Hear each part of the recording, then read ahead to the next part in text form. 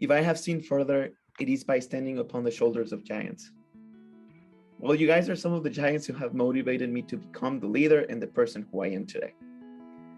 I want to share with you some of the individuals who have inspired me the most throughout my life. And just like Emma's mom, I am a huge fan of inspirational quotes. It is through these stories of courage that I have learned how to be courageous. Their diverse backgrounds also teach me that anyone can be a leader. You don't have to look a certain way, sound a certain way, or come from a certain place to be able to lead. Ultimately, I believe that it is an open invitation.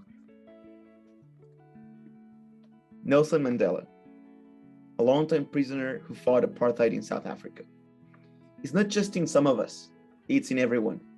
And as we let our own light shine, we unconsciously give other people permission to do the same. As we are liberated from our own fear, our presence automatically liberates others.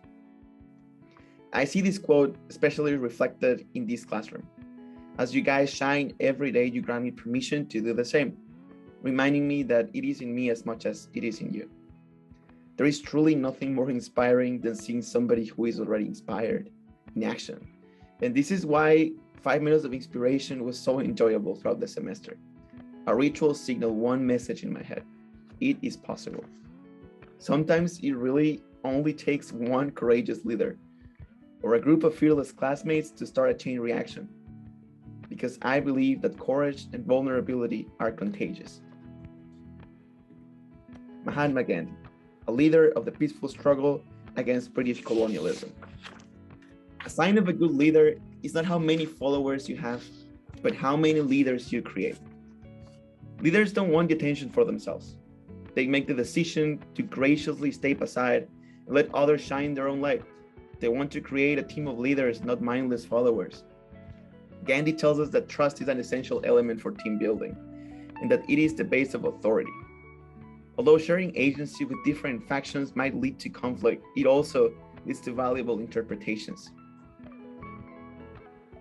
Martin Luther King Jr., one of the pioneers of the civil rights movement in the United States. Never be afraid to do what's right, especially if the well-being of a person or animal is at stake. Society's punishments are small compared to the wounds we inflict on our soul when we look the other way. Brené Brown said it too. We must live our values inside and outside of the workplace. Dr. King invites us to never be afraid of following our hearts. He never looked the other way, even paying the ultimate price with his own life. Deep down, we know the difference between what is right and what is wrong. Yes, there might be people who will never understand our decision making, but that pain pales in comparison to losing ourselves in the process of becoming the leaders who we want to be. Your "These I Believe" statements made me realize that this classroom is full of values. We know who we are and what we stand for. Malcolm X, a Muslim minister and human rights activist who played a key role during the civil rights movement. A man who stands for nothing will fall for anything. Just like Dr. King, this man invites us to live our leadership according to our values. However, he also addresses something very important, and that's the meaning of failing. We all have betrayed our values at some point. A good leader is not somebody who doesn't fall at all, but rather someone who rises by showing resilience. Our stories of failure own us unless we're courageous enough to explore the narrative we tell ourselves and rewrite the ending. Angela Merkel, a long-term German chancellor. The question is not whether we're able to change, but whether we're changing fast enough. Merkel reminds us about the importance of raising the heat. Change will not come unless we make it unbearable for the system to preserve the status quo. Only tough interpretations will allow us to create the change we want at the pace we envision. Mother Teresa, a missionary and Catholic saint. Do not wait for leaders. Do it alone, person to person. Mother Teresa reminds us about the great power of empathy. We cannot afford to wait for someone to tell us what to do. At the end of the day, leadership is not mass-produced. It is a decision that takes place on a personal basis. Empathy is about feeling accompanied and showing up for those you love and lead. In a society of shame, we choose empathy. Cesar Chavez, an American labor leader and civil rights activist. Being of service is not enough. You must become a servant of the people when you do.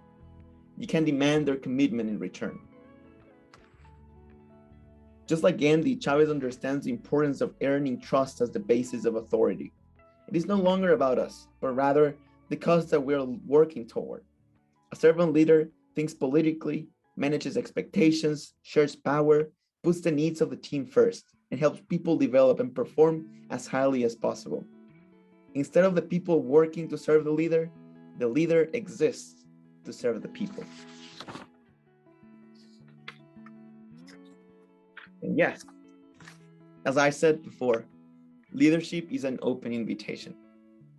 You don't have to be ready because being willing is enough. I reserve a spot for you guys, for all of us. Among all these great names, among Gandhi, Dr. King, Nelson Mandela, Malcolm X, all of them. And I think that space is ours to claim. Thank you.